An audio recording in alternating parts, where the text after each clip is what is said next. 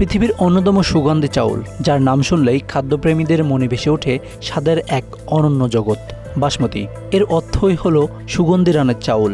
এই চাউলের নাম শুধু খাবারের তালিকায় নয়, ইতিহাস, সংস্কৃতি এবং অর্থনীতিতেও রয়েছে এক গুরুত্বপূর্ণ অবদান। বাসমতি চাউলের উৎপত্তি হিমালয়ের পাদদেশে। ভারত এবং পাকিস্তানের পাঞ্জাব অঞ্চলকে বাসমতির জন্মভূমি বলা হয়। হিমালয়ের বিশুদ্ধ পানি এবং উর্বর মাটি বাসমতি চাষের জন্য আদর্শ পরিবেশ তৈরি করে। এই অঞ্চলের ঐতিহ্য ও সংস্কৃতির সঙ্গে বাসমতি চাউল অঙ্গাঙ্গিভাবে জড়িয়ে আছে। বাসমতি চাষ কোনো সহজ কাজ নয়। এটি একটি নির্দিষ্ট প্রাকৃতিক পরিবেশ এবং দক্ষ কৃষি পদ্ধতির উপর নির্ভরশীল। এই চাউলের দানা দীর্ঘ, সরু এবং রান্নার পর সুগন্ধ ছড়ায়, যা অন্য কোনো চাউলের মধ্যে দেখা যায় না। বাসমতি চাউল শুধু খাওয়ার জন্যই নয়, এটি বিভিন্ন ঐতিহ্যবাহী এবং উৎসবমুখর খাবারের জন্য একটি অপরিহার্য উপাদান। বিরিয়ানি, পোলাও, কাবাব এইসব রেসিপি বাসমতির সৌন্দর্য ছাড়া অসম্পূর্ণ। বাসমতি চাউলের নাম প্রাচীন দলিলে প্রথম উল্লেখ পাওয়া যায় 17 শতকের দিকে, তবে এর উৎপত্তি সম্ভবত তারও আগে। আধুনিক গবেষণায় দেখা গেছে বাসমতি চাউলের একাধিক জাতের মধ্যে 1121, 1509 এবং অন্যান্য বিশেষ জাতগুলো বিশ্বব্যাপী জনপ্রিয়।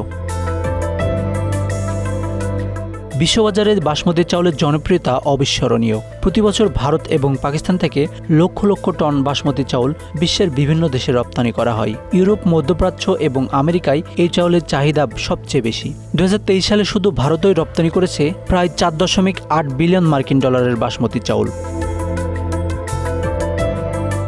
তবে বাসমতি চাউলের পরিচিতি নিয়ে দ্বন্দ্বও রয়েছে।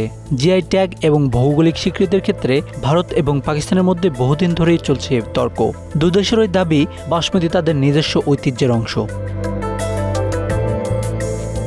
শুধু স্বাদ নয়, বাসমতি চাউল পুষ্টিগুণেও ভরপুর। এতে ফ্যাটের পরিমাণ কম, ফাইবার বেশি আর গ্লাইসেমিক ইন্ডেক্সও অনেক কম, তাই এটি ডায়াবেটিস রোগীদের জন্য নিরাপদ খাবার। বাংলাদেশেও বাসমতি চাউলের জনপ্রিয়তা দিন দিন বৃদ্ধি পাচ্ছে। যদিও দেশের নিজস্ব চাউলে বিরিয়ানি তৈরি করা হয়, তবুও বাসমতির সুবাস এবং স্বাদ এটিকে আলাদা স্থান দিয়েছে। বাসমতি শুধু একটি খাবার নয়, এটি একটি ঐতিহ্য, একটি গল্প। এর প্রতিটি দানায় লুকিয়ে আছে শতাব্দীর ইতিহাস, মানুষের পরিশ্রম এবং প্রকৃতির অপূর্ব উপহার। তাই বাসমতি চাউলের প্রতিটি গ্রাসে আমরা স্বাদ পাই সুগন্ধি স্বপ্নের। Ashanur Rahman Mithu, Bangla affairs, news desk.